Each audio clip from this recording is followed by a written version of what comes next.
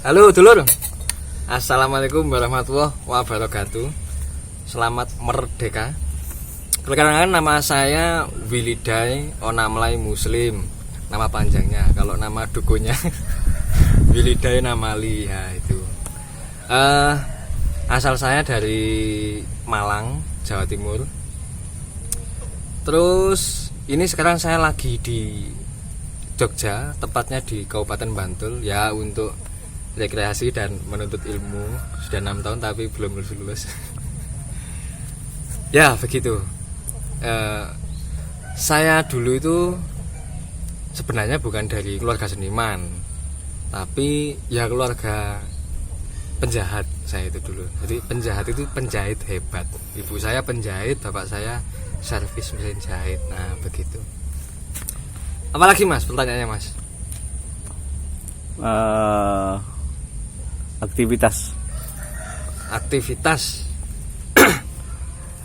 kalau aktivitas berarti profesi gitu ya? Profesi ya. Profesi saya sebagai yang pertama itu pengrawit atau penabuh gamelan itu. Tapi basic saya lebih ke karawitan Jawa Timuran. Kalau dispesifikkan ya karawitan Malangan begitu. Terus yang saya geluti sekarang itu ya membuat karya bebunyian, pelindung bunyi atau ya komposer lah bahasa halusnya. Begitu. Terus saya juga fokus ke olah audio, tapi balik lagi khusus ke gamelan dan musik-musik lokal begitu. Terus juga bikin musik MIDI begitu, MIDI gamelan.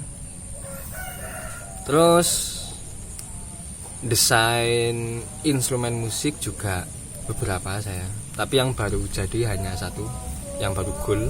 Apalagi ya kesibukan saya, aktif di komunitas begitu. Jadi saya punya komunitas namanya Karawitan Kuping Cumpleng ya, gamelan gitu.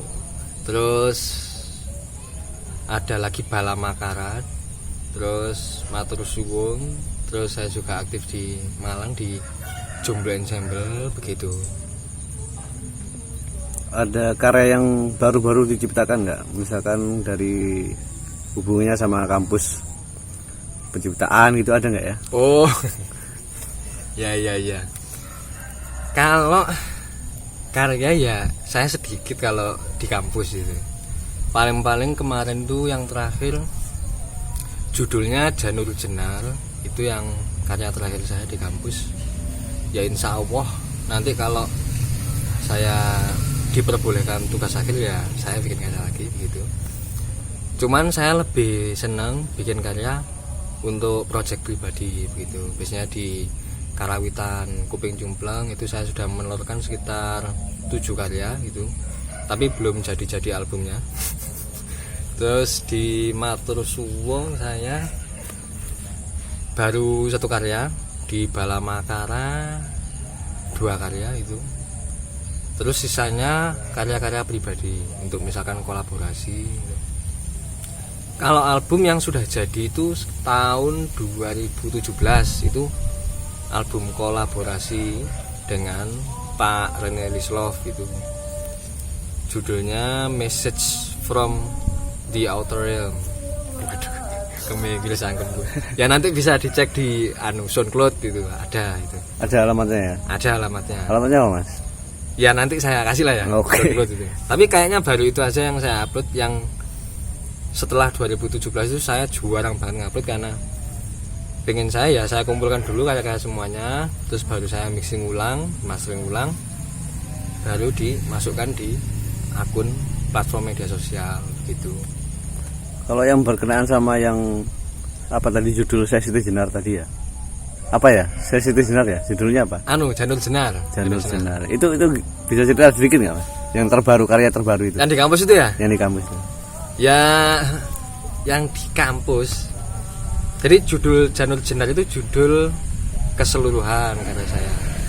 Kalau dipecah lagi itu ada 6 komposisi begitu. Ya secara durasi ya termasuk ugal-ugalan. sekitar 27 sampai 28 menit begitulah gitu. Kalau isi yang saya angkat pada waktu itu ya saya ngangkat tentang tokoh bisa dibilang legend, fiksi juga bisa ya, terserah pemirsa gimana. Pemirsa jadi. Yang jelas itu ngangkat tentang itu Syekh Siti Jenar begitu. Bisa cerita latar belakang kenapa tertarik sama Syekh Siti Jenar itu? Ya kenapa tertarik, karena yang pertama itu tokoh kontroversi gitu. Yang kedua, saya selama ini ngamati karya seni yang mengangkat tentang Syekh Siti Jenar itu ya paling seputar film begitu. Terus kalau di YouTube ya kayak video-video yang berhubungan dengan olah spiritual begitu. Nah saya entah saya yang nggak tahu atau gimana, cuman saya belum melihat yang karawitan dengan konsep nyeleneh gitu ngangkat tentang sosok beliau gitu. Ya ada sebagian karawitan klasik yang mengangkat tentang Syekh Siti Jenar tapi dalam bentuk apa ya, ajarannya begitu misalkan, terus tentang ilmu ma'rifatnya begitu. Nah saya lebih ngangkat ke historinya, ke unsur politiknya pada zaman itu gimana kayak gitu. Memang saya dari dulu tertarik ngangkat tema-tema yang berhubungan dengan sejarah sekaligus spiritual begitu. Itu berapa lama Mas? Prosesnya berapa lama? Waduh itu lumayan itu ya, 3-4 bulan gitu. Kalau playernya berapa mainnya? Lupa saya, kalau nggak salah 12 orang, kalau nggak salah loh 12 orang. 12 orang. Dengan alat musik berapa jumlahnya? Alat musiknya pelok slindro hampir lengkap, jadi sebanyak itulah gitu alat musiknya. Itu buat karya itu untuk kepentingan apa? Untuk kepentingan ujian jelasnya. Tapi memang saya konsepnya tidak sebatas ujian, maksudnya sebatas ujian ya habis pentas selesai buyar gitu aja. Tapi memang tak arsipkan dalam bentuk audio, meskipun baru sebatas MIDI desainnya, tapi rencana ke depan saya masukkan ke dalam satu album serius begitu. Jadi memang target saya yang balik ke pribadi lagi bukan kampus gitulah. Kalau misalkan videonya boleh diminta ya? Videonya itu ada, sayangnya ya kurang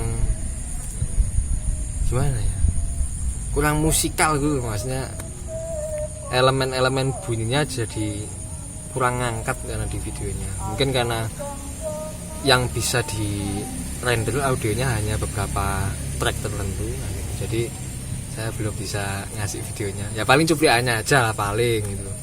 Kalau jumlahnya boleh ya? Boleh. Jadi nanti kalau lihat utuhnya itu di nanti next bisa berikutnya. lewat audio aja kalau utuhnya. Lewat audio nanti besok-besok saya share audionya begitu. Terus karya-karya selain yang kampus, yang pribadi, yang mungkin udah dilirik sama orang luar? Ya kalau dilirik ya nggak tahu saya, tapi yang sempat berhasil dulu itu judulnya Jujur Pejuh itu ada. Jadi Jujur Pejuh itu ada Jujur Pejuh 1 dan Jujur Pejuh 2. Nah, itu karya individual, maksudnya solois, dan saya peruntukkan untuk gender baru saya, gender Namali, dan kolaborasi dengan elektronik itu dulu, tambahan suling itu Jujur Pejuh namanya. Nah beda dengan karya saya yang di Kuping Cumpleng. Yang Kuping Cumpleng ada 7 itu rencana ke depan judul albumnya itu Pejuh dalam kurung antologi gending kuraan gitu. Jadi ada Jujur Pejuh, ada Pejuh, beda konteks gitu. Hanya judulnya saja yang mirip begitu. Kalau untuk target sendiri Mas, target sendiri itu kira-kira kalau dipublikasikan berapa bulan lagi gitu?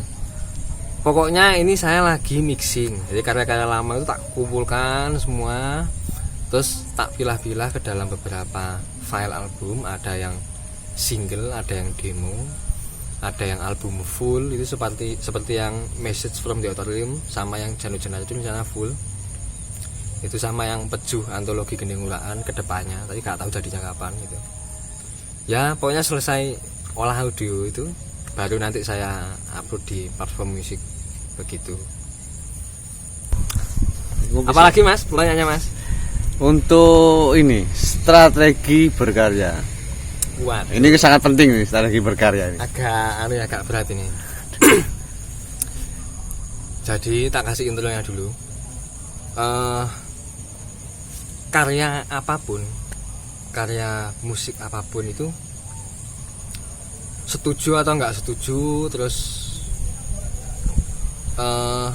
maksudnya srek atau enggak srek, itu bagi saya tetap terselipkan makna gitu. Jadi kan ada beberapa tipikal komposer, ada yang dia memang berkarya berlandaskan isi, jadi isi ini dikelupas sampai mateng, pemaknaannya kayak gimana baru bikin musik. Ada yang dibalik, jadi musik isik baru golek makna isi, diskusi rembukan. Ada tipikal komposer yang tidak peduli terhadap isi, maksudnya wis pokoknya aku nggawe karya iki kontemporer avant-garde, saya mengabdi untuk bunyi. Biasanya kan ngono kuwi beberapa komposer. Itu semua pilihan, nggak ada yang salah. Cuman kalau saya pribadi itu memang kebanyakan karya saya yang bersifat serius itu berlandaskan dari ide sejarah. Artinya berdasarkan isi dulu itu. Nah, takat sih ya. Jadi isi itu begini loh. Isi itu timbul itu bagi saya bisa dari audiens, bisa dari komposer, tapi endingnya bakal balik ke audiens lagi. Nah, isi tadi itu bisa muncul jika kita berhasil memunculkan emosi ketika menangkap bunyian tadi itu, atau ketika kita sedang melihat pertunjukan. Emosi itu ibarat bahasa spiritual apa ya, nyawa atau sukma gitulah. Jadi nyawa atau sukma menghasilkan isi atau pemaknaan. Nah, masalahnya kita bisa menangkap nyawa musik ketika kita berhasil menangkap audionya terlebih dahulu. Artinya kita berhasil menangkap teknis musiknya, terus memasukkan ke dalam selera kita, itu baru bisa memaknai. Tanpa kita paham tentang bunyi yang dihasilkan, kita nggak bakal bisa menangkap isi.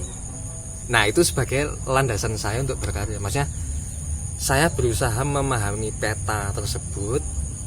Artinya saya berusaha mencari strategi jitu untuk membolak-balikkan aspek-aspek tersebut. Tinggal apa yang kita tekankan, maksudnya bentuknya kah, atau isinya kah, atau emosinya kah. Nek saya mesti berusaha imbang dalam strategi pengkaryaan gitu. Terus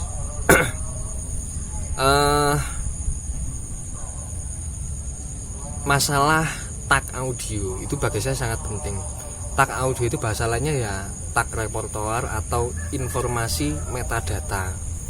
Nah, kebanyakan kita terlalu terfokus pada komposisi gitu kan, sampai kita ya kurang memikirkan strategi metadata seperti judul, sinopsis, terus informasi musikal kayak gitu. Karya kita bakal dilemparkan kepada siapa, cara ngomongnya kayak gitu. Itu memang benar-benar saya garap. Tinggal kita pilih metadata yang seimbang, maksudnya sejalur dengan karya. Ibarat karya saya ngomong masalah gedang gitu, masalah pisang, ya judulnya mungkin gedang atau pisang kelodok, atau kita buat yang berlawanan banget, misalnya kita ngomongin masalah sekolah tapi judulnya apem, kan nggak jelas tuh. Jadi seakan-akan berlawanan, tapi apa ya, kalau dipikirkan ternyata dalam banget. Nah, saya berusaha membuat simbol-simbol khusus untuk informasi metadata. Itu bagi saya penting banget kayak gitu. Makanya saya dari dulu itu kebanyakan kalau berkarya mesti dari tematik sejarah. Kenapa sejarah? Karena sejarah itu yang pertama nggak bisa diulang, dan yang kedua setiap sejarah mempunyai sifat yang unik. Artinya pasti sejarah A bakal berbeda dengan semua sejarah, meskipun inti sejarahnya sama. Nah, dari kita berkaitan sejarah itu otak kita mikirnya kenceng, iki sebenarnya sing bener sing di kan. Jadi itu saya dari dulu ngangkat sejarah, entah sejarah kerajaan atau sejarah revolusi. Terus masalah spiritual saya juga ngangkat banyak itu, karena dari spiritual kita bisa mengetes dengan naluri kita, bisa ngetes dengan keimanan kita sampai kayak gimana gitu kan. Itu jarang sekali saya ngangkat karya tentang diri saya sendiri, itu hampir nggak pernah kayaknya. Pernah apa kayaknya? Nggak pernah deh. Kebanyakan karya dari luar diri saya sendiri. Cuman kalau masalah kayak karya sejarah itu pasti saya tafsir ulang. Jadi saya ngumpulkan banyak kantong-kantong, itu saya ambil yang penting, kemudian saya tafsir sendiri begitu. Itu isi kemudian membentuk bebunyian, artinya dari makna atau konten dimanifestasikan ke dalam suatu bentuk. Nah, beda lagi ketika saya berkarya secara kolaborasi gitu.